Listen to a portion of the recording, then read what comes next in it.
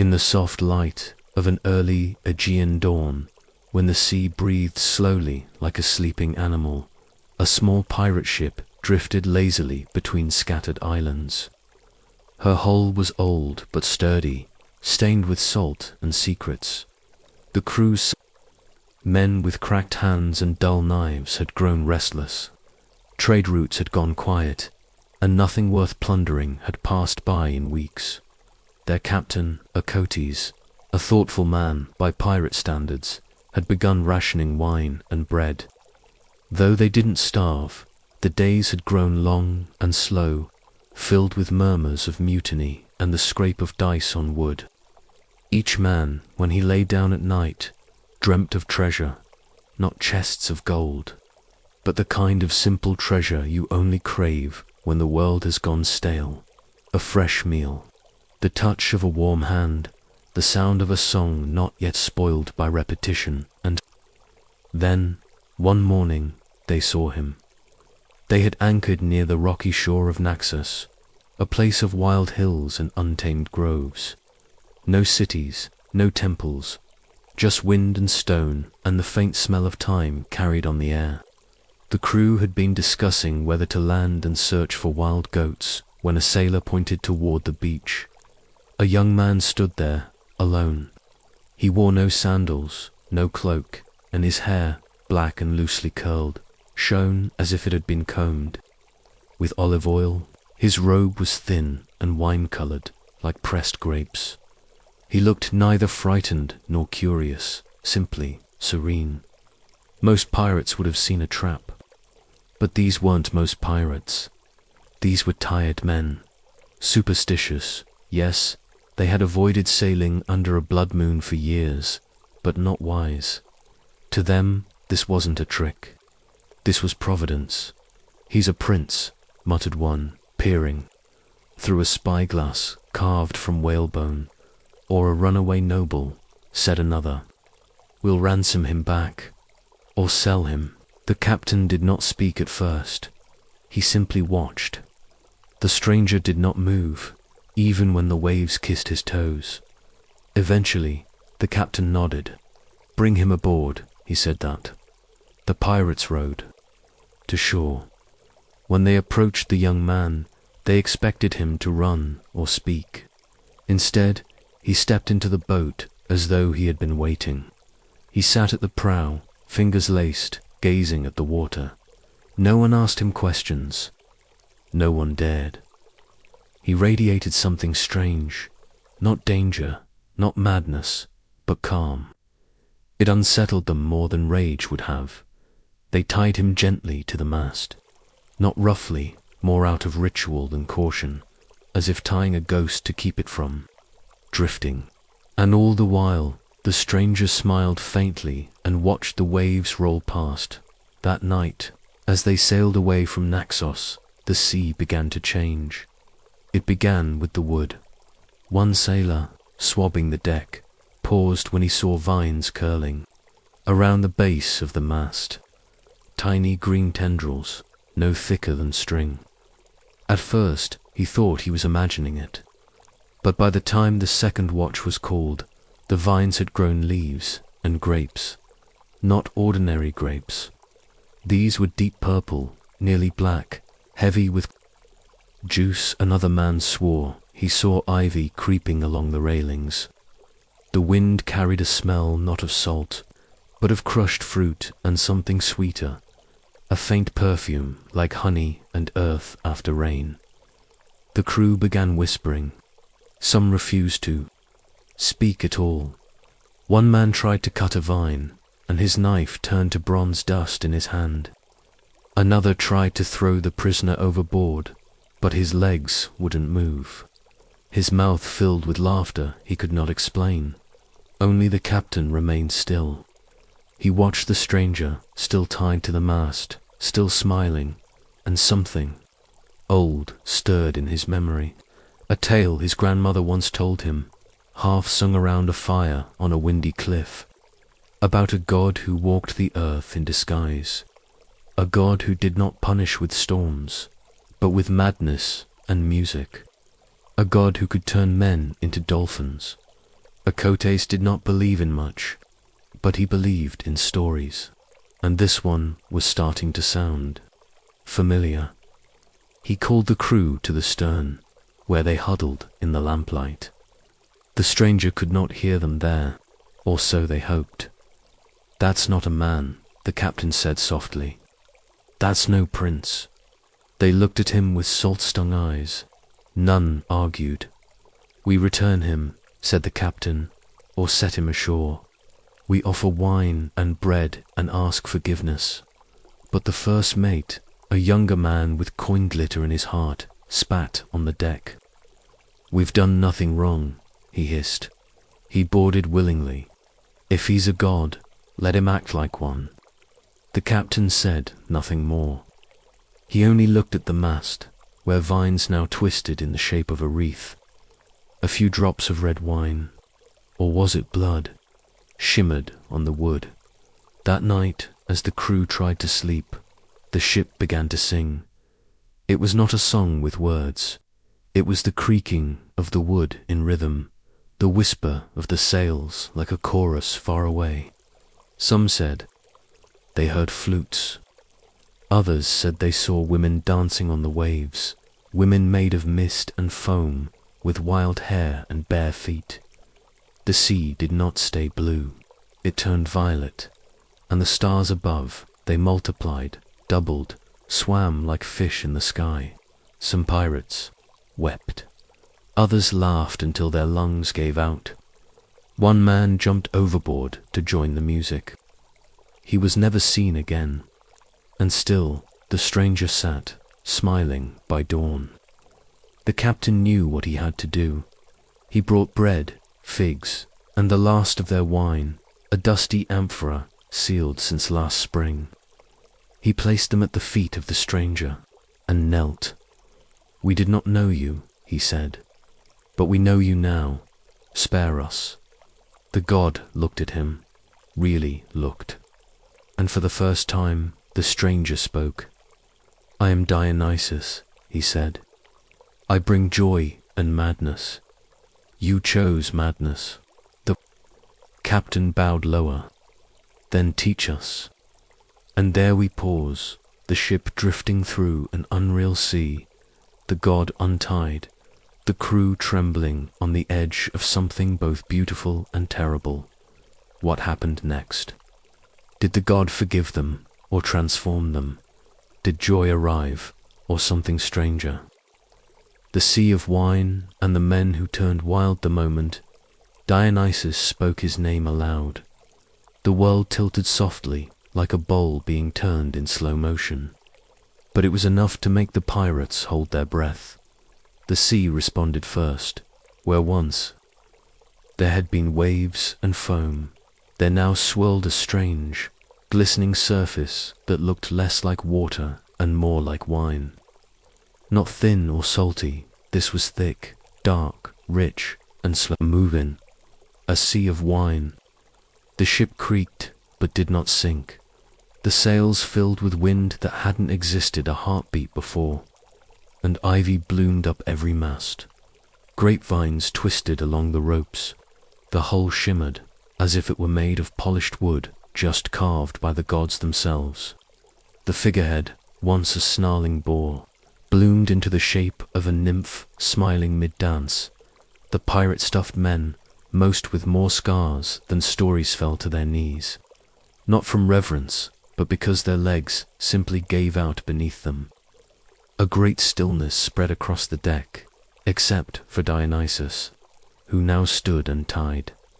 He hadn't moved so much as taken his place.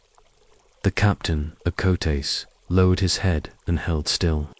He was not a priest, nor a learned man of temples, but he knew when something sacred stood in front of him.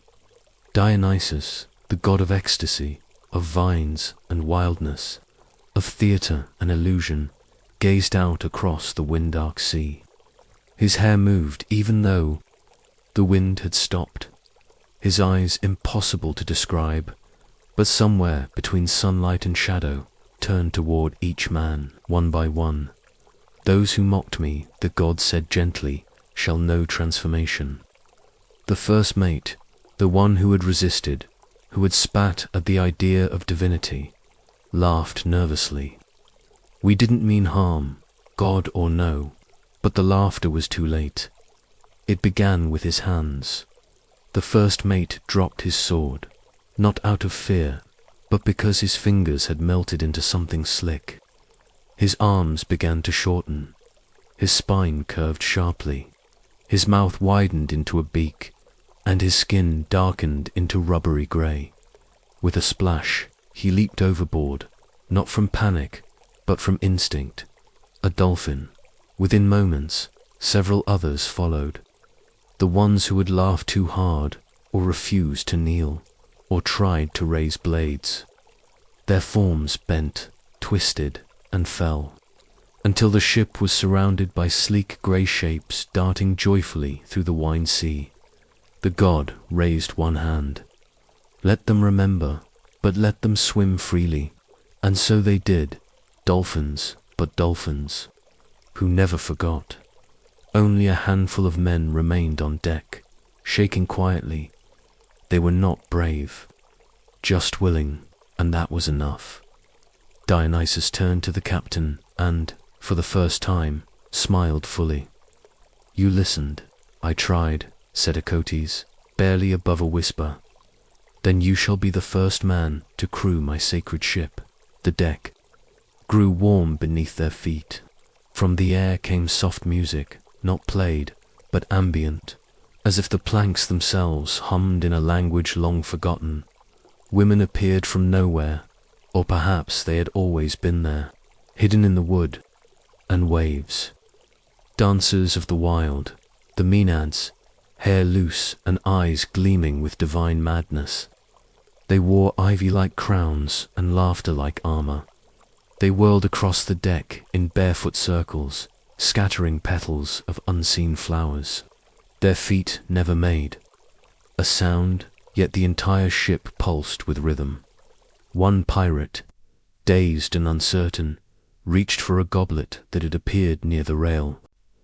He drank and wept, not from sadness, but because he had never tasted anything so pure. His memories spilled into the cup of lost homes, broken loves, and old mistakes, and when he drank, they vanished, replaced by a lightness he had never known, and still, Dionysus stood in the center. The vines now crowned him, curling around his arms like adornment. Lions and panthers, real or not, none could say, padded silently beside him. The god moved like poetry, each gesture blooming into myth. He took the rudder, the ship turned on its own, gliding smoothly through the wine sea with dolphins leaping at the prow and flutes whispering from nowhere. They passed strange islands, places no map had ever marked. One rose from the sea, covered entirely in golden reeds that sang as wind moved through them. Another glowed softly in the dark, with luminous trees and birds made of colored mist. A third was inhabited by dancers who had no faces, only laughter. Time grew loose. Morning and evening folded into each other like cloth. The pirates, now fewer, forgot what day it was, forgot what it meant to count days at all. Acotes lost the need to command. The ship guided itself. Dionysus, when he spoke, said little, but his presence was a kind of sermon, not of rules, but of release. The permission to feel, to mourn, to celebrate. One man who had once been cruel on land now wept every morning, simply because he saw beauty in the light on the waves. Another, who had not sung since he was a boy, found his voice again, cracked and old. But real they were no longer pirates. They were wanderers on a sacred voyage. And then, one day, or perhaps one night, the ship returned to a harbor. A familiar coast. The sea, though still dark, now tasted of salt again. The sky held normal stars. The vines began to loosen their grip on the wood. The Maenads danced one final circle, then faded into the air like morning mist. The god stood at the prow. "It is enough," he said. The remaining men felt something inside them unravel, not in grief, but in release. Dionysus turned to Acotes, placed a hand on his shoulder. "You remembered your stories," he said. Acotes bowed. "I will tell them better now." The god stepped lightly onto the shore, and in that moment he became a youth. Again, simple robes, bare feet, eyes filled with the mystery of 100 forgotten summers. He walked inland, into the olive trees, and did not look back. The ship remained, but it was no longer a pirate ship. It had no hunger for plunder. It became a myth, a sacred vessel for those lost, longing, or in need of something unsayable. Some said it sailed only under certain stars. Some claimed to hear flutes when it passed. As for the men, they lived differently after. They did not become saints, but they became storytellers. And every time someone asked, "Did you really kidnap a god?" they would smile and say, "Only we let him take us." Acotes did not return to piracy. When he stepped off the ship that had sailed through seas of wine and islands of wonder, he no longer desired the clang of swords or the weight of stolen gold. Something had changed in him. It wasn't visible. Not in his clothes or in the scars that still marked his hands, but those who spoke to him knew. There was a stillness in his gaze, like someone who had stared directly into the divine and blinked without fear. He walked inland, not toward a tavern or a port, but into the quieter parts of the land. Villages where no temples stood, towns where gods were only heard of in stories. And he began to speak, not with thunder or drama, but gently, like someone recalling a dream that still lived beneath his ribs. He spoke of a young man found asleep beneath an olive tree, of soft curls, of laughter that bent the sky, of ropes that unraveled themselves, and vines that bloomed from dry wood, of a god who allowed himself to be bound, not to punish, but to teach, of dolphins that remembered being men he never used. The word miracle, he never raised his voice, but the children who heard him blinked wider, the elders leaned in, farmers stopped their hands at the plough, bakers forgot to watch their ovens. In one village, a stonemason asked, "But why? Would a god allow himself to be taken?" Acotes smiled. "Because surrender is the oldest trick of the divine. It's how they enter our world." In another, a widow whispered, "And the wine, what was it like?" He answered, "It tasted like remembering your name after forgetting it for 100 years. Word spread, not just of the tale, but of the telling. People began traveling to hear Acotes speak. They came not expecting answers, but to feel what he had felt, a closeness to something wild and kind, something that lived not in temples, but in the breath between stories. He was invited to Naxos. The island was sacred, a place Dionysus himself had once wandered, and when Acotes arrived, tired, sun-browned, eyes full of sea light, he was met not with skepticism, but with silence. He was led to a small theatre carved into the hillside, open to the stars. There he sat beneath fig trees and recounted everything, slowly, as if pouring wine into ancient clay cups. Men of learning took notes, priests wept. A blind bard touched his hand and said, "Now I remember the melody." But not everyone believed. Some, priests of Apollo, sharp in their white robes and sharper still in pride, declared, "This is not proper myth. Where are the omens? Where is the prophecy?" Acotes looked at them calmly. "The prophecy is in the laughter. The omen is in the music you don't understand." They scoffed, but could not stop the crowds. Dionysus was not a distant thunder. Now he became something closer, intimate, immediate. A god who danced barefoot in fields, who wept with the grieving and laughed with children who had lost their way. A god who reminded people that ecstasy was not madness, but a remembering of how to feel truly, deeply, fully, and in every telling. The story began the same way.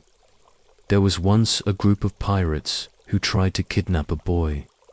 Years passed, aged gently, like a hillside catching golden light. He stopped traveling. Instead, people came to him. They brought food, music, stories of their own. Young men brought questions. Old women brought blessings. One girl brought him a dolphin-shaped carving made from driftwood and asked, did he forgive them? Akuti nodded. He turned them into joy. And the girl whispered, then maybe the gods are kinder than we thought. He died under a fig tree, mid-sentence, telling the story one last time.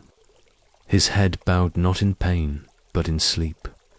Those who found him said the air smelled faintly of grapes and salt, that vines had begun to curl around the roots of the tree, that a soft flute could be heard, even though no one played. They buried him facing the sea, but his story did not stop. Actors performed it on crude wooden stages.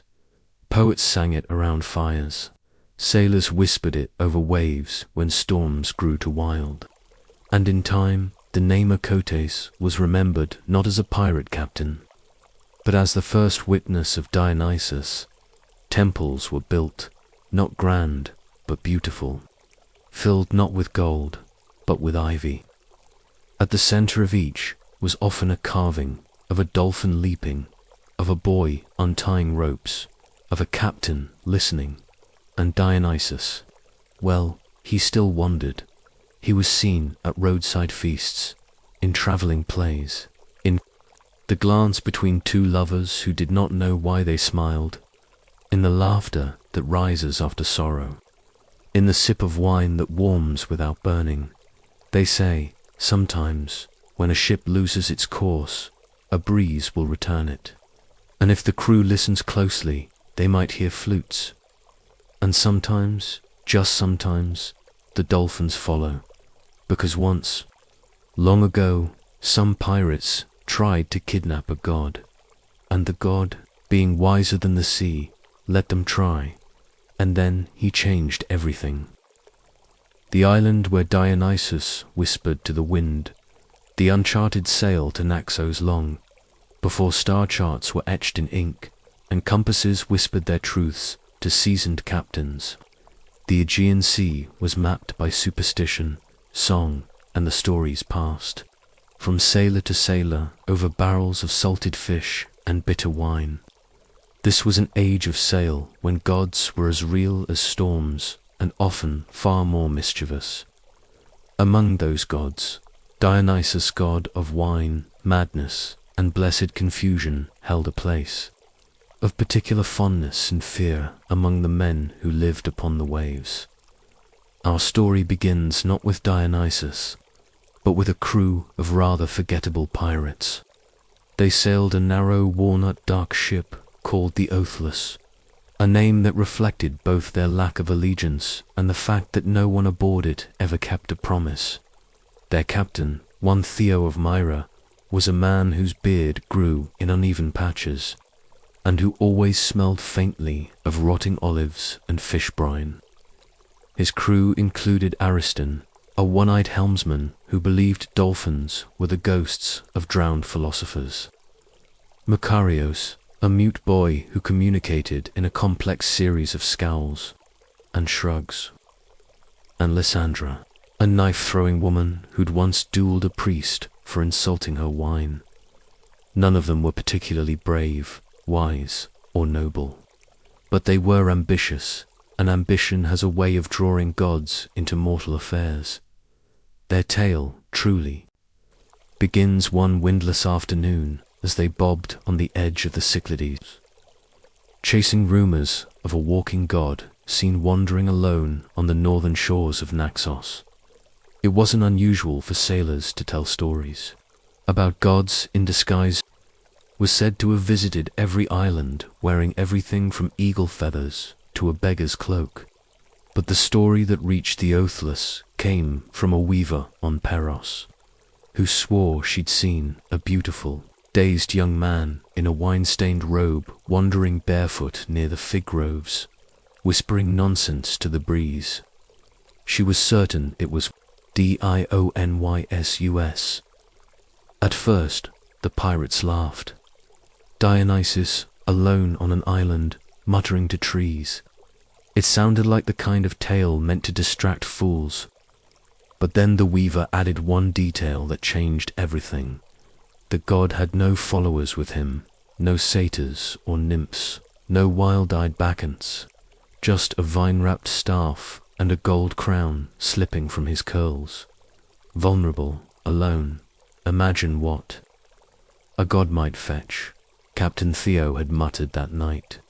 Imagine what a king would pay to possess one, or a priest, or a rival god. And so, the crew of the Oathless set sail for Naxos, plotting to kidnap a god. Of course, capturing a god is not like trapping a deer or ambushing a caravan. There are no straightforward instructions. Even seasoned pirates found themselves strangely quiet as they neared the island.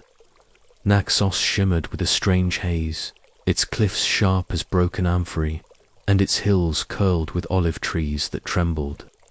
In a breeze no one could feel. They arrived at dusk. The harbor was empty, eerily so. Not even a goat bleated on the shore. The sand was pale gold, almost luminous in the fading light, and near the edge of a thicket of fig trees, they saw him. Dionysus. He stood barefoot, his robe twisted about him like ivy, and his dark curls clung to his brow as though soaked in sweat. He looked ... lost. His eyes scanned the sky as if reading invisible script. He swayed slightly, as though music played somewhere only he could hear. They approached cautiously. Ariston had his net ready. Lysandra twirled a dagger absently. Theo stepped forward, holding out a water jug filled with wine instead of water to their astonishment. Dionysus accepted it without question. He drank deeply, sighed with pleasure, and smiled a warm, unfocused smile that made the air around him feel thick and slow. "You've come for the theatre," he murmured. "No," Theo said carefully, "we've come to help you. You're far from home, aren't you?" Dionysus laughed softly. "Home is a cup, and the sea, and the stars that forget my name." They glanced nervously at each other. The god was clearly not in full control of himself. Whether from wine or some divine malaise, he seemed dreamlike, drifting in thought. The moment to strike had come. Ariston threw the net, entangling the god easily, and Dionysus didn't resist. He simply blinked in confusion as the coarse ropes caught his arms and shoulders. "Why?" he asked, voice soft, not angry, just disappointed. "For ransom," Theo muttered. "We'll get you somewhere safe." Dionysus tilted his head. "There is nowhere safe. Not from me." They ignored him and dragged him aboard the Oathless. The ship pushed away from Naxos that very night, sails catching what little wind graced the water. The god was lashed to the mainmast, not cruelly, but firmly. His head lolled. He murmured things in languages no one recognized. Once or twice, he laughed at nothing at all, but something odd began happening almost immediately. The sails strained. In windless silence, the stars overhead began to shimmer strangely. Dolphins circled the ship, clicking not in song, but in something that felt like laughter. Makarios, the mute boy, suddenly spoke aloud in perfect, fluent Egyptian language. He'd never learnt. Ariston began to cry every time he looked at the wine barrels, and Lysandra found ivy growing from the hilt of her favourite dagger, though she'd kept it clean. Theo tried to hold steady, but by dawn he too was starting to feel it. The ship no longer creaked like a ship, it pulsed like a heartbeat. Dionysus, tied to the mast, smiled and whispered, "I told you, there is no place safe, not even here, especially not here." And that was when they heard the music. It wasn't music in the normal sense, not flutes or lyres, but something deeper, older. It rose from beneath the water and inside their skulls. It made their hands tremble and their breath catch. Then, vines began growing up the mast. By the time the sun broke fully across the waves, the Oathless no longer looked like a pirate ship. It looked like something from myth, its sails dripping with honey, its ropes blooming with blossoms, its crew dazed and weeping and laughing all at once. Dionysus looked toward the horizon, and for the first time since his capture, he stood. The ropes fell away. He hadn't broken them. They had unknotted themselves like servants. "Let's have a festival," the god whispered. Stepping toward the trembling captain, Theo fell to his knees, and so began the slow unraveling of the oath. In fire, not in battle, but in madness, song and soft, divine terror.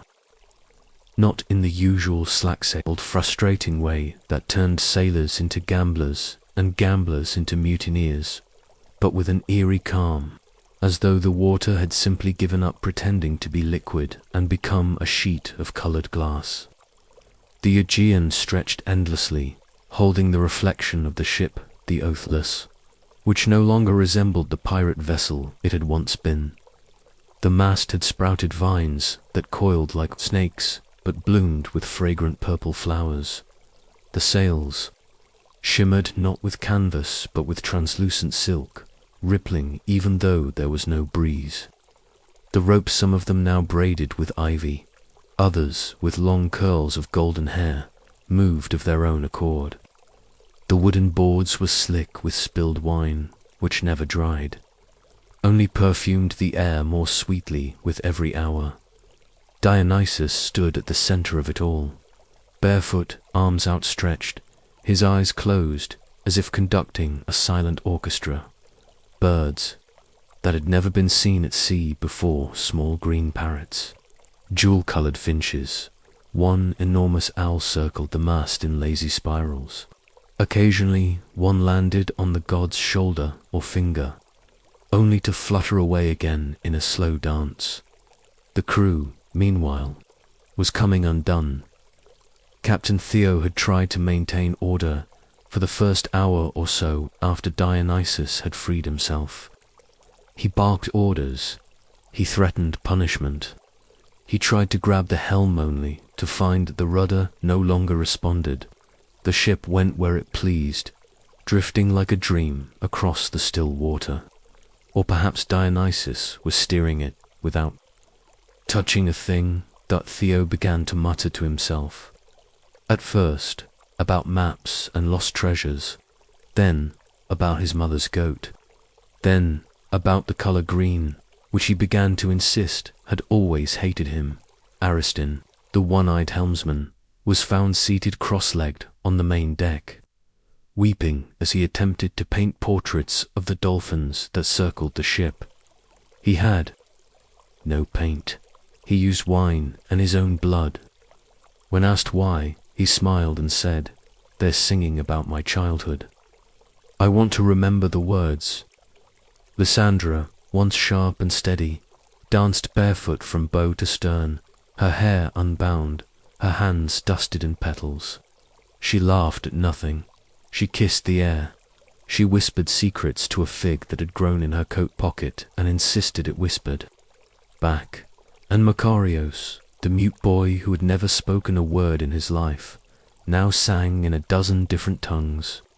He sang lullabies from distant deserts, harvest hymns from mountaintop shrines, and in one particularly haunting hour, a love song that made Theo sob and throw himself overboardingly to land, not in water, but in a shallow pool of rose petals that had collected around the hull. He climbed back aboard. He was soaked, shivering, and covered in thorns. Dionysus didn't stop any of it. He watched, he smiled. Sometimes he joined in. He turned barrels of spoiled fish into feasts of honeycomb and fresh figs. He made the wine sweeter raw, more dangerous, depending on the mood.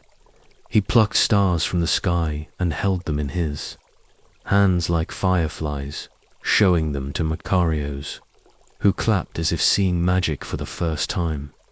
But the god's joy was not constant. In the middle of a song or a feast, he would sometimes fall quiet, his gaze drifting to the horizon, his face shadowed by some invisible sorrow.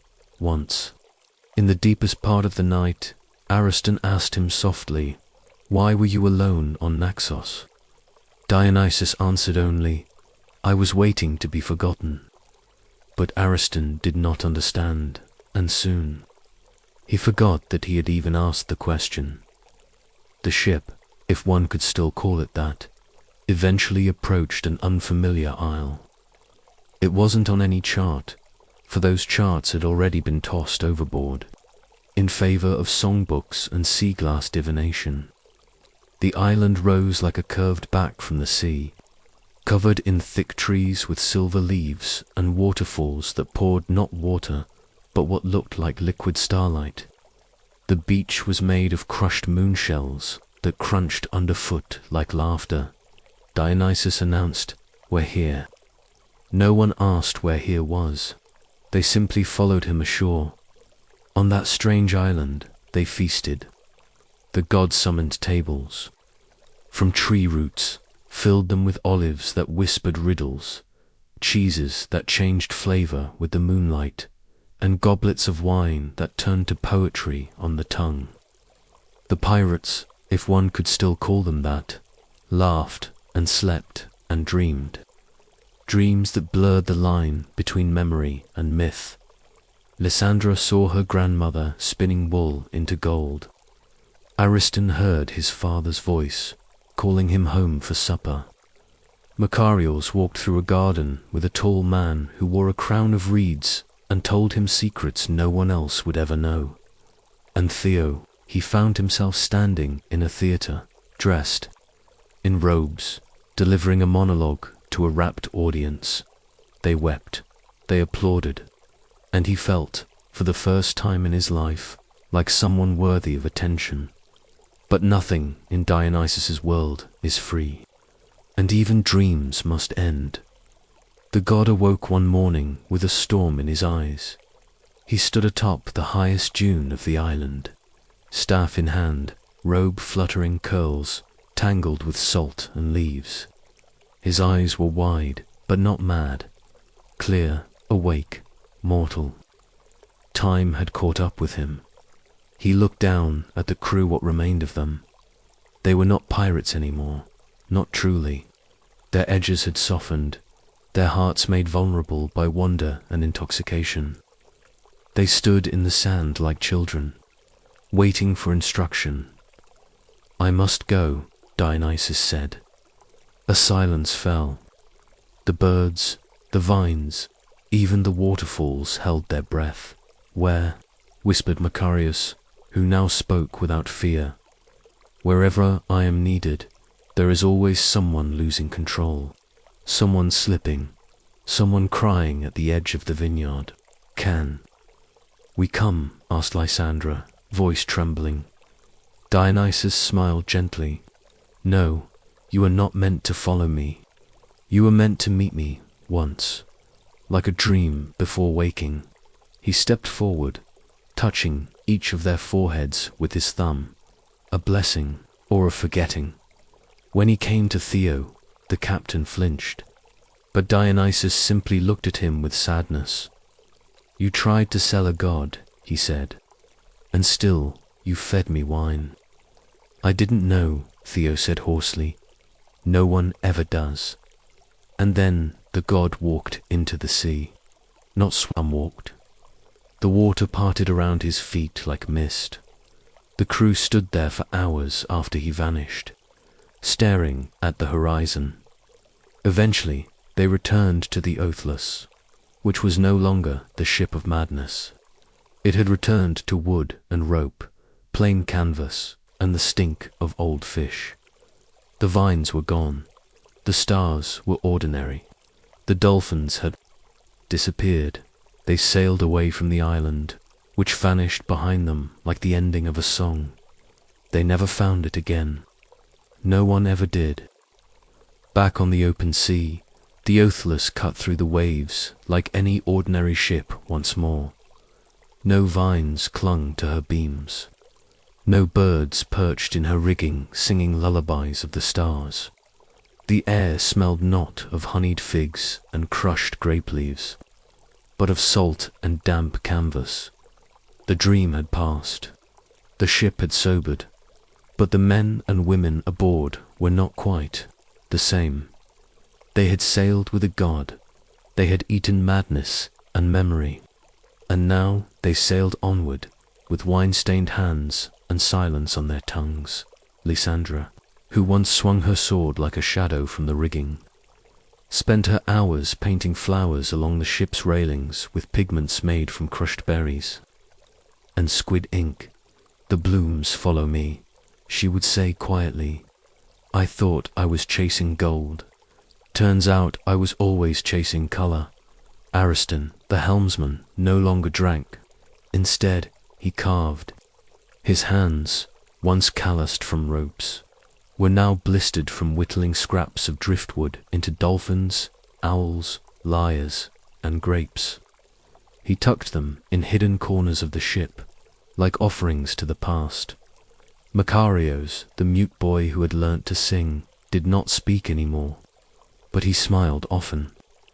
He hummed lullabies under his breath, and when the ship hit storms or the crew grew anxious, he would climb the mast, perch like a watchful owl, and hum until the skies grew quiet. And Captain Theo changed most of all. He still wore his coat, though the gold trim had faded. He still stood at the helm, though the wind seemed to ignore his commands more than it once had. But his voice no longer barked. He walked more slowly. He listened more. At night, he wrote letters to no one, rolled them into empty wine bottles, cast them into the sea. Some read, to the god of second chances, thank you for not sinking me. Others read, do you still walk on water, or have you taken to the skies? And once, I was a bad man, but for 3 days, I was a poet. I don't know how to live with that. He never expected an answer, though once a bottle floated back his own, cracked, filled not with a letter, but with a single vine curling. Inside, fresh and green. Perhaps it was the salt in the air, or perhaps the god was still watching. They tried to return to piracy. For a time, they raided a small merchant vessel near Lesbos, but stopped midway when Makarios began to weep at the smell of the olives in the hold. They're from the same grove, he whispered. The same grove. They stole a chest of gold from a Mycenaean wreck, but upon opening it, found not coins, but figs fresh, sweet, impossibly unspoiled. Theo laughed until he cried, then tossed the chest into the sea. The crew took to giving away more than they took. 1 week they hauled barrels of fresh water to a parched village. Another, they escorted a band of shepherds safely across a narrow strait plagued by storms. They claimed no payment. They sang while they worked. They grew quiet when people asked who they were. The crew of the Oathless, they would say softly, no. One remembered that name. That was how they liked it. Years passed. The Aegean grew older, and so did the crew. One by one, they drifted off the ship and into quieter lives. Lysandra married a poet in Rhodes. Ariston opened a small theatre by the shore, performing quiet plays with no dialogue, only flute and movement. Makarios became a priest in a temple that had no name, only iver-wrapped columns and bowls of figs left on the altar. Theo sailed alone for a time. The ship grew weathered, her sails patched with bits of old clothes and faded banners from forgotten raids. He painted grapes on the prow and stars on the rudder. He took no crew, only seagulls and silence. He drank little, spoke less. One night, under a moon like a peeled pearl, he sailed to the spot where the island had once been. There was nothing, no trees with silver leaves, no waterfalls of starlight, no shore of crushed moonshells, only the wide open sea, dark and endless, with stars winking down like memories pretending to be light. Theo stood at the prow, a bottle of wine in his hand aged unopened, a gift from a god he'd once tried to sell. He drank it. It tasted of figs and joy and something else, something lost. He closed his eyes and whispered, "Are you still out there?" And from the wind, a reply soft as breath, sly as a smile, always. He laughed. For the first time in years, he laughed like a younger man, like a foolish pirate, like a child drunk on freedom. And when he awoke the next morning, the ship was gone. In its place, a small wooden boat, just big enough for one man, floating gently toward the rising sun. On its stern, carved with care, was a single word, remember, back in the cities, in the wind-dark corners of taverns and shrines. The story began to spread. Some spoke of pirates who vanished into fog, only to return with stories of islands no map could find. Others claimed Dionysus had once danced on a ship and turned it into a garden of madness. Still others swore that if you sailed far enough, with music in your bones and wine in your blood, you might glimpse a barefoot man walking across the water, whispering to the wind. Whether they were telling the truth or dreaming with their eyes open, no one could say, but those who had sailed aboard, the oathless, they never drank cheap wine again. They never looked at the sea without smiling, and sometimes, in the silence between waves, they heard a whisper that felt like a blessing. Once you meet a god, even your shadow remembers. The lace and lanterns of pirate life, a floating world of odd comforts you wouldn't expect to find lace in a pirate cabin. And yet lace there was trimmed, along hammocks, draped over makeshift tables, even stitched awkwardly into the hems of old coats that no longer fit anyone aboard. You see, the pirate's world, despite its salty stereotypes and cinematic swagger, was more domestic than you might think. Beneath the cannons, muskets, and ominous flags, there was a slow-moving rhythm to shipboard life. And part of that rhythm was decor. When you picture the quarters of an 18th century pirate, you might imagine barrels, ropes, and perhaps the scent of rum clinging to wet wood. But in truth, many pirate captains, especially those who'd once sailed with the merchant marine or served aboard naval vessels, brought with them a taste for a kind of floating comfort. And this comfort was curated, not just cobbled together. They stole fine things. Yes, but they also repurposed them in surprisingly gentle ways. On board a ship like the Fancy or Queen Anne's Revenge, life was loud and chaotic above deck, but below, where sleep came in short bursts and dampness was constant, every scrap of fabric was treasured. Lace was often among the loot, taken from merchant vessels bound for European markets. Some was heavy and intricately patterned Flemish lace, the kind once worn on noble wrists. Some was simpler English bobbin lace, easy to trim, and so on too. Corners, the pirates had no real use for it in the traditional sense. No balls to attend, no drawing rooms to impress, but even these hardened men understood that softness, in small doses, made life tolerable. One pirate quartermaster, aboard the Revenge of the North Sea, was known to line the walls of his sleeping nook with lace-trimmed curtain scraps. He used an old brass nail to pin up a corner of silk, letting it drape over a lantern for what he called evening hues. Other pirates crafted patchwork drapes using bits of sailcloth, embroidery fragments, and yes, lace stolen from bridle trunks. But where did this strange aesthetic sensibility come from? The answer, perhaps, lies in the quiet boredom between battles. Pirates spent days or even weeks drifting at sea between prizes. During this time, crews repaired sails, cooked bland meals, played dice, and some, inevitably, decorated.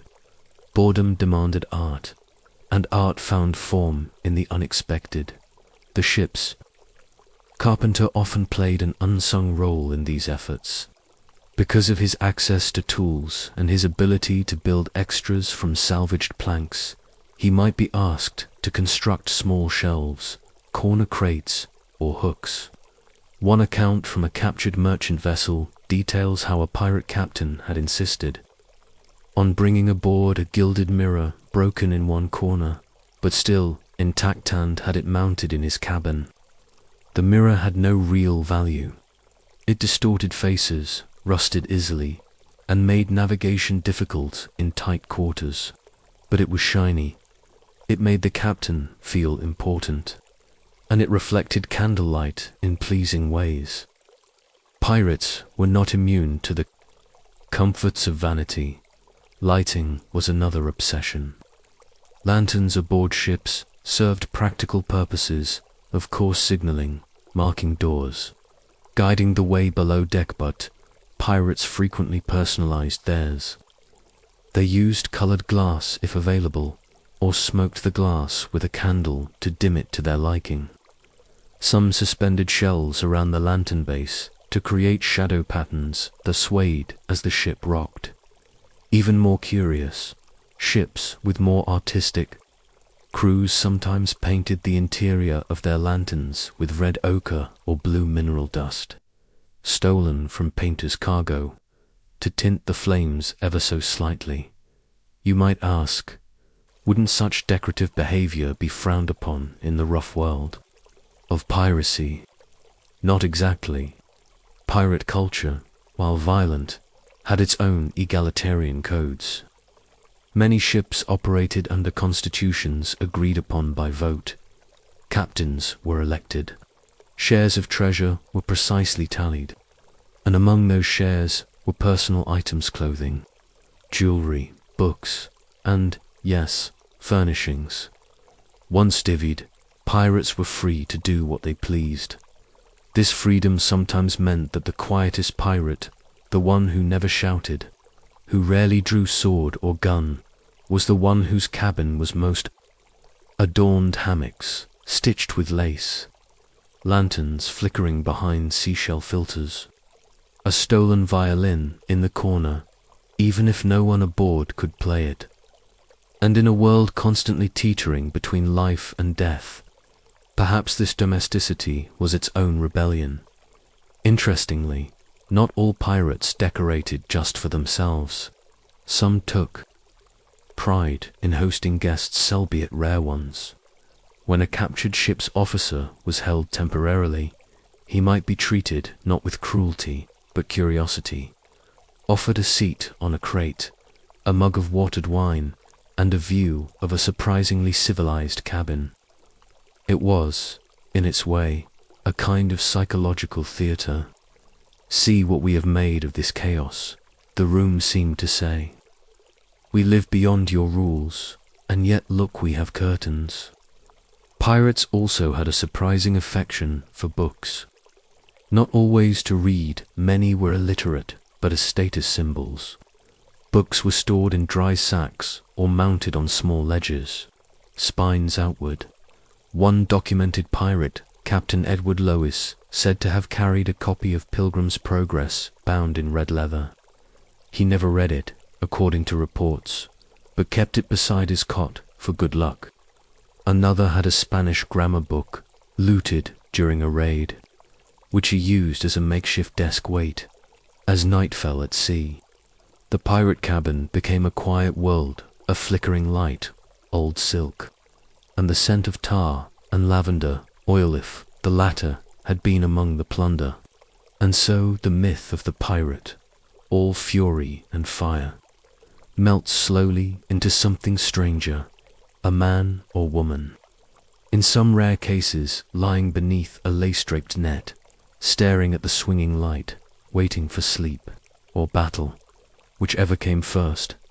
But what happened when the lanterns went out? When the soft things were packed away and the storm rose?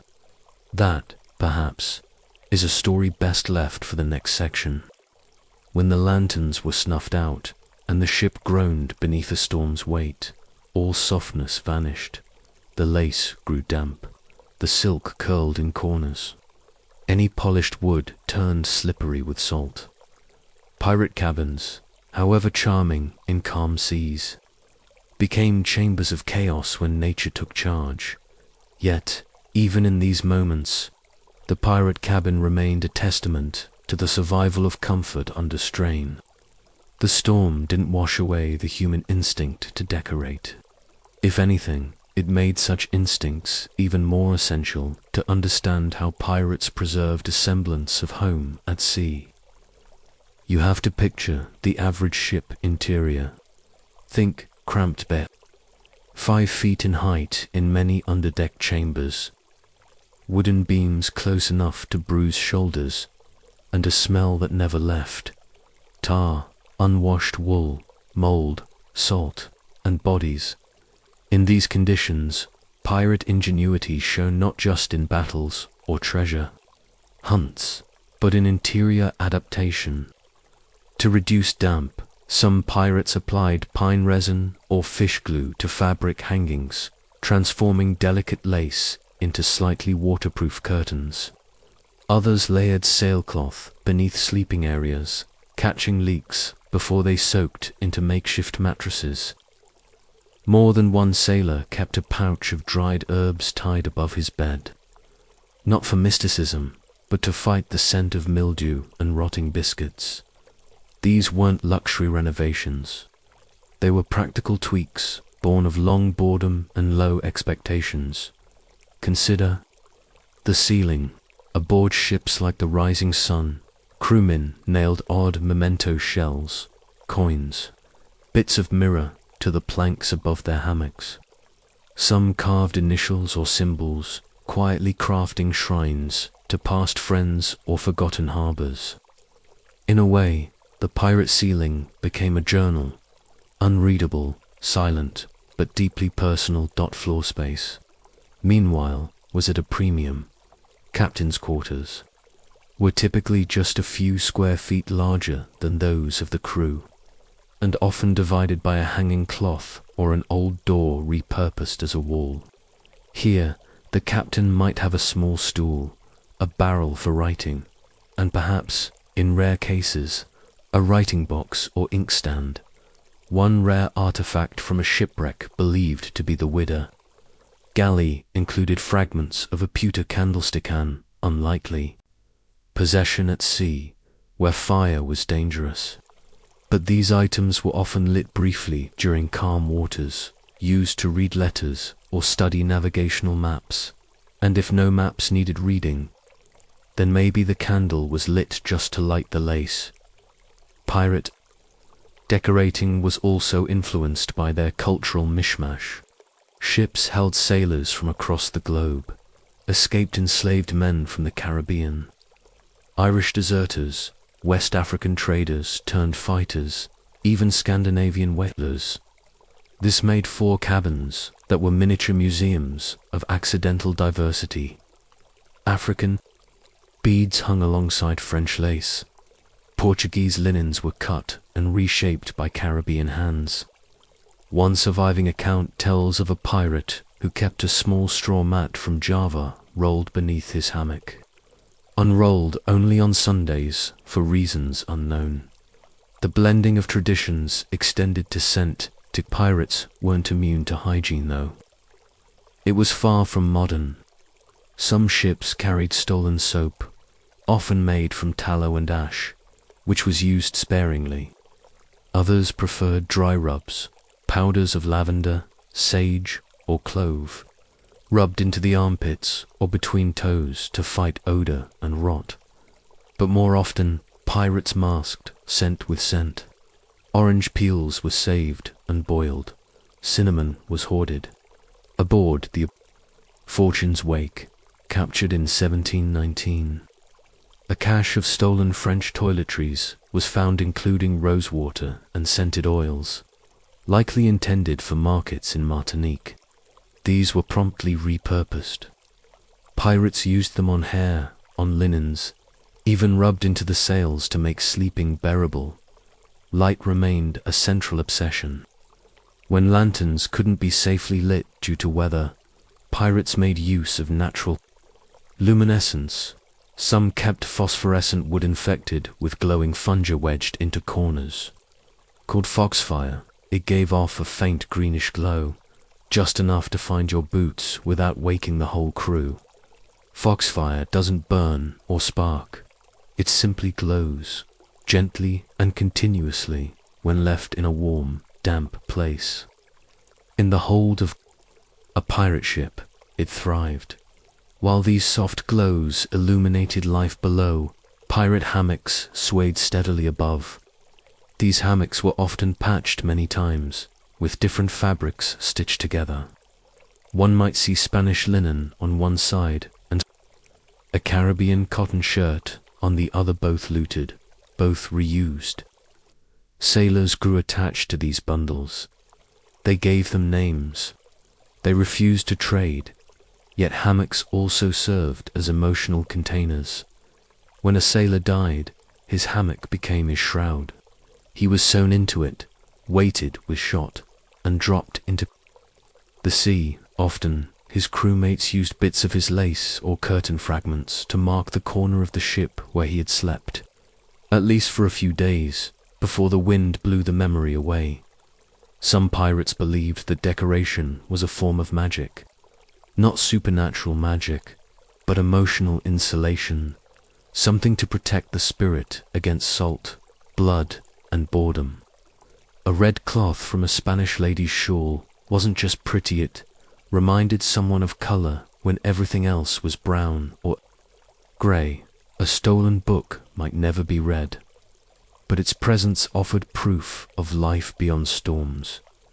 It is easy to romanticize these things, but pirate cabins were not clean nor peaceful. They were damp, cramped, loud with snores and curses, and always under threat. Decor did not change this, but it softened the edges. During long calm spells, pirates sometimes turned to crafts. Sailors had always been tinkerers, net menders, rope braiders, needleworkers. On pirate ships, these talents found unusual expression. One might fashion a tiny model of the ship from wood scraps. Another might carve a spoon, paint a map from memory, or stitch a tapestry out of flag fragments. Aboard the Misericordia, a pirate was recorded stitching a full-length wall hanging depicting the mythical Kraken surrounded, inexplicably, by flowers. Why did he do it? No one asked. He just kept sewing. And this crafting wasn't just personal, it was political. On many ships, decor marked rank or preference. The cook might get an extra barrel to sit on. The bosun might hang a chart on his wall. One clever crew invented a rotating comfort space, a section curtained off and decorated with scraps of lace and embroidery, where each week a different crew member was allowed to sleep, as a reward for good behavior. Of course, not every pirate liked the softness. Some found lace silly, Others tore down curtains out of spite.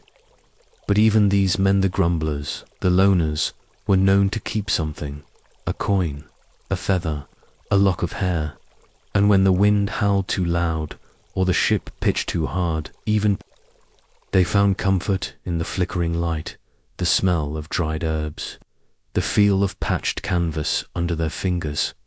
So much attention has been paid to the violence of pirate life, the swords, the ships, the treasure maps and mutinies. But far less is said about the hours in between the hours when there was nothing to do but wait, and decorate, and try to remember who you were before the sea took everything else. And yet, what did all these quiet comforts mean when pirates finally came ashore? Did the lace come with them? When pirates came ashore, truly ashore, not just for a quick raid or to refill casks of water, they brought with them all the quiet, domestic habits they'd nurtured on the sea. For some, it was the first time they'd stood still on solid land in months. For others, it was a moment to reimagine their place in the world, no longer confined to hammocks and hulls. And with surprising frequency, the lace came with them. Some pirates never intended to stay pirates forever. A good number of them were former tradesmen, sailors, craftsmen, people who'd once lived in towns and villages before war, poverty, or punishment had nudged them into piracy. These men, having developed a taste for certain comforts, at sea curtains around a bunk, embroidered pillowcases, bits of floral porcelain, and carried those habits into their shore lives. We know from court records, travel journals, and colonial complaints that former pirates didn't just vanish.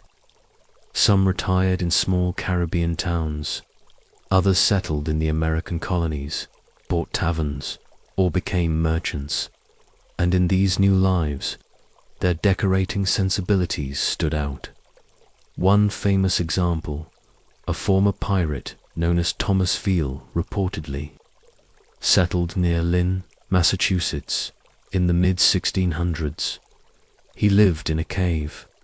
According to legend, and while little is confirmed about his decor, local lore insists that he furnished the space with damask cloth and a mirror he'd brought from the Caribbean.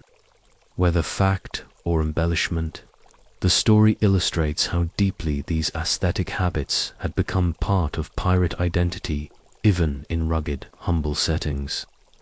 In the Caribbean, former pirates could be seen wandering port towns wearing oddly fine coats, mismatched, fraying at the cuffs, but unmistakably stitched with expensive trim. Some wore lace cravats, not out of fashion, but as a kind of trophy. Lace was never meant for them. Wearing it was defiance, wrapped in finery. In places like Port Royal, Nassau, and Tortuga, brief pirate havens, in the golden age of piracy, taverns often bore the marks of sea-worn sensibility. Walls were covered with old sails or painted flags. Tables were patched with planks, salvaged from ships. Even the lampshades, if there were any, were often made from old clothing dyed in wine, lit with whale oil lamps that gave off a rich, oily scent that clung to the wood long after the flame went out. More than one tavern in Nassau was noted for its fine glass, likely Lutestand. Pirates used it not just for drinking, but display. Bottles, mirrors, even decorative plates lined the shelves of these ramshackle establishments. Few of these places were elegant in the traditional sense, but they had personality, and that personality had been shaped by years at sea, making beauty out of scraps. Meanwhile, for pirates who had not yet retired, the shore was still an extension of the cabin. Temporary camps or watering holes were sometimes set up with as much attention to comfort as possible. Old sails formed tents. Hammocks were strung between palm trees, and inside these makeshift shelters, pirates laid down the same bits of cloth, beads, and lace that had once swayed above their bunks on the rolling sea. And then there were the women. Though fewer in number, some women did sail as pirates, or worked alongside pirate crews in ports. When they decorated, they brought with them knowledge. From land-bound homes, how to stitch evenly, how to soften linen with ash and seawater, how to knot thread without it tangling in damp air. Some of the most refined pieces of embroidery found on shipwrecks initials. Careful edging are thought to be the work of women.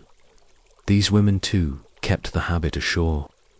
Anne Bonny, one of the most famous women pirates, was remembered, not just for her ferocity, but for her clever disguise as a boy at sealers of fabric and carefully altered clothes. There are accounts of her stealing women's garments during raids and wearing laced ribbons in her hair, though hard evidence is scarce. Still, the stories stick. Not because they're flashy, but because they're intimate. Lace worn by a pirate isn't just lace, it's a statement. As piracy declined in the early 18th century, hunted down by the Royal Navy, outlawed by treaties, squeezed out by expanding empires, the survivors scattered. Some were hanged, their personal effects recorded. In cold inventories, one trimmed coat, one book of French verse, one silver button, one scrap of lace. Others disappeared into towns, melting into the edges of society. And still others sailed on, turning to legal trade or military service. But wherever they ended up, their cabins never quite left them. The quiet habits lingered. A hook to hang, a curtain, a preference for soft light, a fondness for a bit of colour in an otherwise grey world. One 1721 record from a Charleston merchant lists a peculiar request for yards lace, for sailor use, to be sewn into bed hangings. It's not certain whether the buyer was a former pirate, but the phrasing sailor use suggests that at least by then, the connection between seamen and a certain decorative habit was recognized. It's easy to forget how human pirates were. We flatten them into symbols, flags, swords, eye patches. But their cabins tell a different story. A story of people making homes in motion, of making beauty from ruin, of hanging lace above your hammock, even when you know tomorrow might bring a storm or a gallows. The lace and lanterns of pirate life weren't about vanity.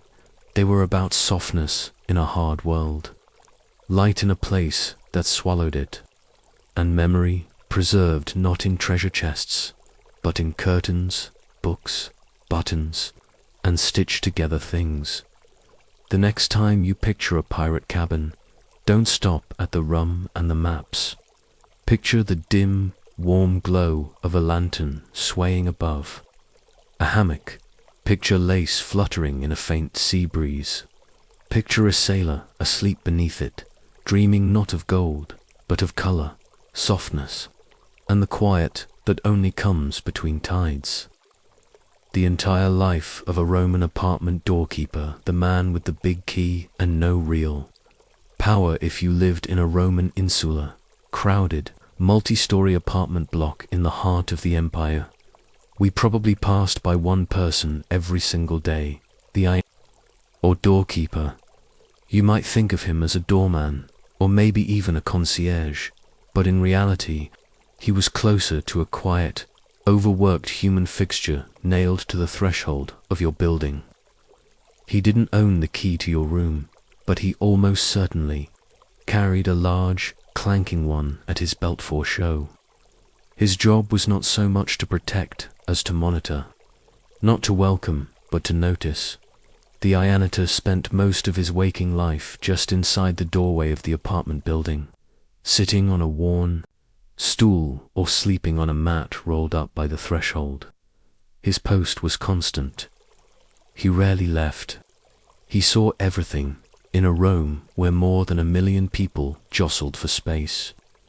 The apartment building wasn't a quiet haven, it was a hive of voices, smells, shadows, and slamming doors. The wealthy lived near the bottom floors.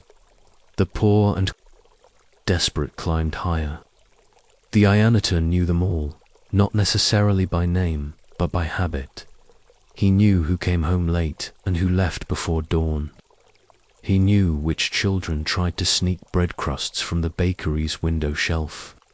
He saw who got new sandals, who had bruises they didn't want seen, and who suddenly stopped showing up at all. The job itself was seen as humble. Most doorkeepers were freedmen or slaves assigned to a single building or estate. If they were lucky, they were paid in food, scraps, or a place to sleep.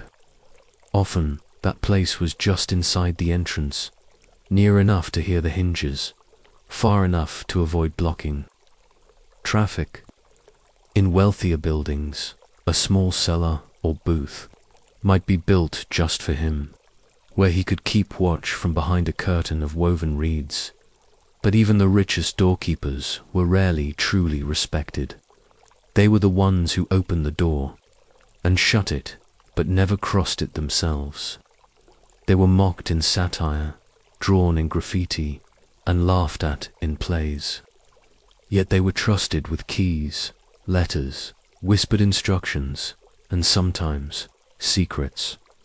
One surviving mosaic from Pompeii shows an Ianitor with a stern face, holding a long stick likely used to ward off beggars, stray dogs, or drunk patrons, looking for the wrong door. Nearby, a chained monkey sits at his feet, perhaps a pet or a warning symbol. The doorkeeper's face is not smiling. He's alert but weary. That expression likely defined his days, and Ianitor's responsibilities were many, but none were glamorous.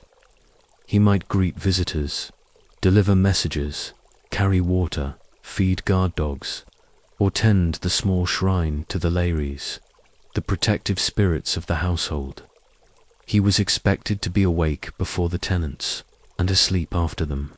He had to recognize faces and remember names, track rumors, and occasionally clean up messes, both literal and metaphorical.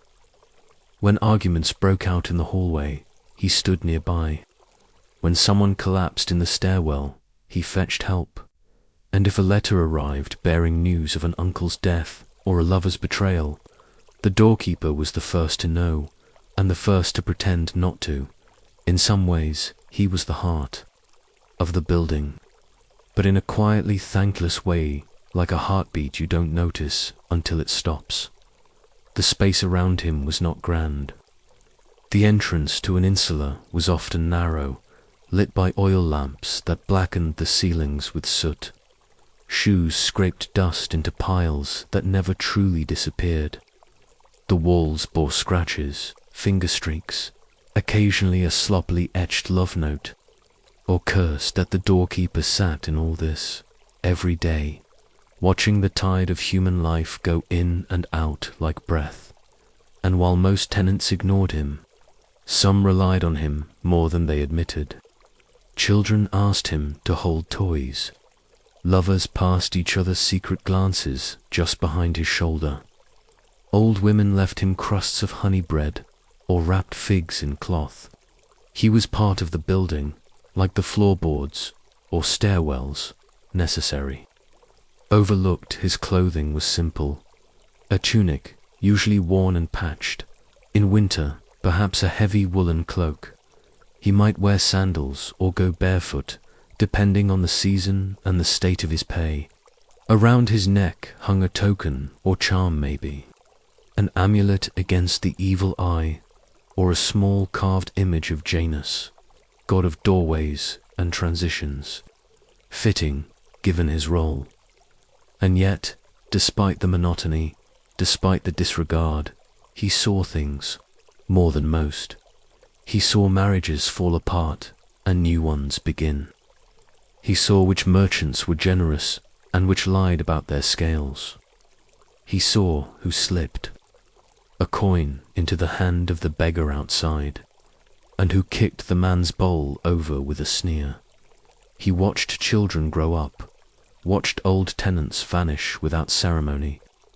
He counted deliveries of wine, fabric, water jars, scrolls. He heard gossip float down the stairwell like smoke. Affairs, debts, fevers, weddings, thefts. Sometimes he passed this information along, quietly, for a favor, a crust, a nod, in many ways. The Dionysus was the city's memory, stitched into the threshold like a seam. If Rome was a city of noise, he was the stillness in its doorway. But what did he think about during those long hours by the door?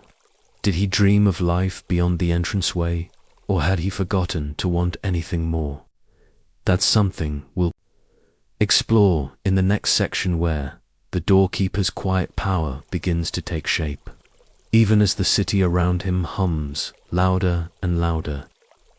The doorkeeper of a Roman insula was not a man of wealth or rank or letters. He didn't have a villa. He didn't even have a bed of his own. But there was one thing he had in abundance: information, and in ancient Rome that could be more valuable than coin. You see, while senators debated in marble halls and merchants shouted in the forum, the Dionysus simply listened. He didn't speak much, he knew better, but the things he heard, they stuck. It wasn't that he meant to remember every name, secret, and habit that passed his stool by the door. It just happened. It filled the quiet, like dust settling on old sandals. There were the upstairs tenants, like Flavia, who left before sunrise every third day and returned with her veil crooked. There was Horatius, the butcher's son, who hid a wooden dice box under the potted laurel when his father visited.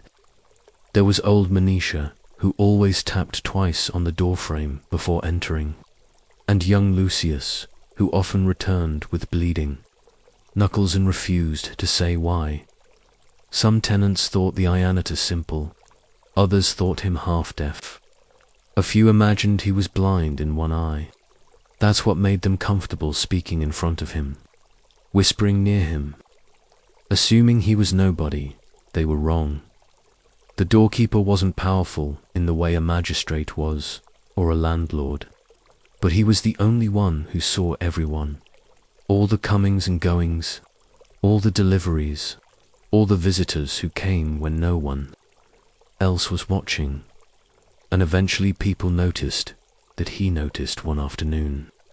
A woman in a purple-edged cloak asked him, softly, if the man on the third floor ever got letters from the east. The doorkeeper blinked. A pause. Then, without looking up, he murmured, only on even days. He burns them by the stairwell. No thanks, no payment.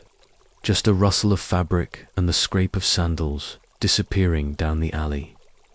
Another time, a wine merchant's servant asked him if the tenant with the noisy parrot had moved out. Parrot died last Saturn's day, the Dionysus replied. Tenants still weeping. Word spread, a man who noticed things could be useful. So, discreetly, people began offering things: a honeyed fig, a crust of fine bread, a warm scrap of wool, and in return they asked tiny questions. Who visited whom? Who owed whom? Who argued late? Who left early? Who came back drunk? Who didn't come back at all? The doorkeeper never advertised himself. He didn't have to. He just sat by the door, as always, watching the city move past him like a river, a silent stone in the current. His greatest advantage was his invisibility. That, and the fact that he never lied. He might not say everything, but what he did say was true. That made him reliable, and reliability, in a city full of schemers, was rare. Even the building's steward, a slick man in red striped robes, began asking for the doorkeeper's opinion, though always indirectly. "Tell me," he'd mutter, pretending to adjust a lamp, "is the tenant in the rear room still 2 months behind on rent?" And the doorkeeper would nod, or not. But even as these small moments of influence flickered into his life, the I remained what he was, a tired man on a stool by a doorway. His power had limits. If he said too much, he'd be dismissed. If he played favorites, people would stop trusting him. If he angered the landlord, he could be replaced or worse, punished so. He stayed quiet. His was a slow, deliberate rhythm. Rise before dawn, sweep the threshold, light the oil lamp, observe the passers-by, greet the bread boy with a nod, whisper a warning if pickpockets were nearby, close the door gently when the wind kicked up dust, eat crusts when offered, sleep. Lightly, always lightly, he marked time not by hours, but by patterns. The fishmonger's wife came home shouting every market day. That was how he remembered it, was Wednesday. The baker's son limped more after every chariot race. That meant the races had run late again. One girl, small and serious, left for school every morning with her tablet and stylus tied in linen. She always smiled. He liked that, and when something changed, someone missing, something off, he noticed once. He watched a man enter the building 3 nights in a row with a limp and a lantern. He never emerged in daylight. On the 4th night, he entered again, but this time the doorkeeper followed. Quiet as breath, he climbed the stairs behind him, a rarity, and he found the man trying to dig at the plaster wall with a hooked iron. Nail, a hidden stash, maybe, or stolen goods. The doorkeeper said nothing. He simply stood in the doorway, silent, until the man noticed. The man paused, sweated, and left quickly. Without a word, the Ianitor returned to his stool. It was moments like these that reminded him of something he no longer let himself dwell on, the fact that once, long ago, he had been a boy. A real boy. Born into servitude, yes, but bright-eyed and hopeful. He remembered the first time he saw a senator's carriage. The gold, the horses, the polished wheels. He remembered thinking he'd grow up to ride one. He never did. Instead, he'd grown into this, a man with no carriage, no room of his own, no visitors, just a stool, a threshold, and a silence filled with stories. But he was not bitter, not exactly, because despite everything, he belonged. People knew his face, even if they didn't know his name. They trusted him, even if they never thanked him. And that meant something, didn't it? Even the stray cats came to him now. They curled by his feet in the evenings, blinking slowly, tails flicking. He fed them with scraps, talked to them in low tones, told them the stories he couldn't tell others. Sometimes, when the building fell quiet and the oil lamp flickered low, he imagined what would happen if he left. Just stood up, walked down the street, never came back. Would anyone notice? Maybe the girl with the stylus, maybe the baker's boy, maybe the steward eventually, but not right away. And what would he do then? He didn't know. The city was wide, too wide. He preferred this doorway, this predictable space. Besides, there was always something new to witness. A whispered secret, a smuggled kiss, a sob choked back on the stairwell, a letter slipped under a door. The Ianitor, more than anyone, knew that buildings had memories, and he, in a way, was the memory's keeper. In the next section, we'll follow the doorkeeper into the quiet final days of his service and discover what becomes of a man who has lived for decades between everyone's footsteps, watching and waiting, at the edge of history. By the time old Marcus reached the last stretch of his years as a Nostorius Roman apartment doorkeeper, his back had curved, his fingers had knotted like olive roots, and his voice had withered into something more rasp than ring. But the door still opened for him every morning, and every evening he shut it with the slow ritual of habit. The insula at the corner of the Vicus Patricius had changed very little over the decades. The walls were more cracked, the smell of damp more insistent, and the graffiti on the stairwells a little bolder. But the rhythm of comings and goings, the essence of urban Roman life, remained in his advanced years. Marcus was no longer asked to lift amphorae or run errands. His job, unofficially, had turned into that of a neighborhood memory keeper. He knew which tenants had died in the plague and which ones had simply skipped out on rent. He could recite the family feuds that echoed up the stairwells and the names of children who had been born, grown tall, and left the insula all in his tenure. He remembered the days when Anona, the grain dole, arrived with imperial pomp and long queues. He remembered the food shortages and the nights when the street gangs those had organized. Clusters of idle youth scratched threats into the wood of his doorframe, and he remembered to the tenants who left offerings not for the gods but for him, small bowls of lentils or chickpeas, a tiny clay lamp, a folded scrap of linen. Superstition, maybe, or perhaps simply gratitude. But Marcus had not been born in Rome, and here, in his long winter, his mind often wandered backward too. The province of Dacia, where he'd once herded goats in a valley of stones and mists. He would sometimes whisper in his old tongue, a language no one else in the building recognized. It comforted him, as did the thick woolen cloak his daughter had sent from Ostia, his only surviving child, married to a fisherman who caught more jellyfish than tuna. His living space was, as ever, the closet beside the entrance. Though technically illegal for habitation, no one cared. The landlord certainly didn't. Marcus had built a small cot from discarded crates, filled it with straw, and draped an old curtain for warmth. He kept a wax tablet on which he'd recorded the birthdays of every child who'd ever lived upstairs. The writing had faded, but the names remained.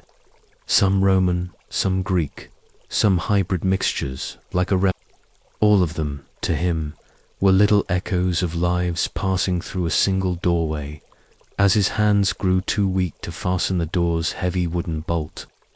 A boy from the third floor took over the task each night. "We'll keep it shut, Uncle Marcus," the boy always said. Marcus would nod, lifting his hand in a mock salute like a retired centurion.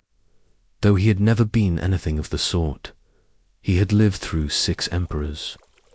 He had heard the Senate's decrees shouted in the Forum and watched fires rage across the Subura. But he had also known the delight of a tenant, giving birth during a thunderstorm, and the quiet sorrow when a fishmonger's daughter disappeared without a trace, presumed taken by slavers on the wharf. These small, slow events had shaped his life far more than the proclamations of emperors. One winter, when the Tiber overflowed and rats overran the streets, Marcus fell ill. A few tenants brought him boiled cabbage water or garlic-soaked cloths. He got better, not because of the treatments, which were mostly superstition, but because he still had a job to do. Listen for the knock. That low, firm rapping that told him someone had forgotten their key or needed help. That signal had become the pulse of his life. Sometimes he dreamed of doors, endless doors, wooden, bronze, marble. Some led to fields in Dacia, others too bustling, atriums filled with incense and coins. One door led to his mother, who still wore her mountain shawl and laughed with her mouth wide open. In the dream, she told him, Keep the door steady, boy. He did. Right up to the last week. One foggy Saturnalia morning, the tenants came down to find the door open. Not wide, just slightly ajar. No Marcus sitting on his stool. No scent of barley porridge coming from his small room. Just silence. When they found him, he was lying on the cot, eyes closed, hands folded. No struggle, no sign of distress, just stillness. The boy who had helped him with the bolt cried for 3 days. The landlord offered no memorial. Rome didn't tend to honor the anonymous, but someone no one knew who scratched a message into the stone next to the door. Marcus, Ostiarius doorkeeper of 10,000 STP sand, that more than any statue or bust, was the epitaph he would have wanted. It is said that the ghosts of Rome do not walk its grand temples or ruined theatres, but rather its stairwells, the creaking planks of ancient insulae, the draughty doorways, the corridors where whispers outnumber footsteps. Perhaps Marcus is there still, listening for knocks, and perhaps the true heart of the empire never beat in its generals or senators, but in the quiet, dependable thud of a door closing gently behind a weary tenant. Would a stranger knocking today recognize that sound?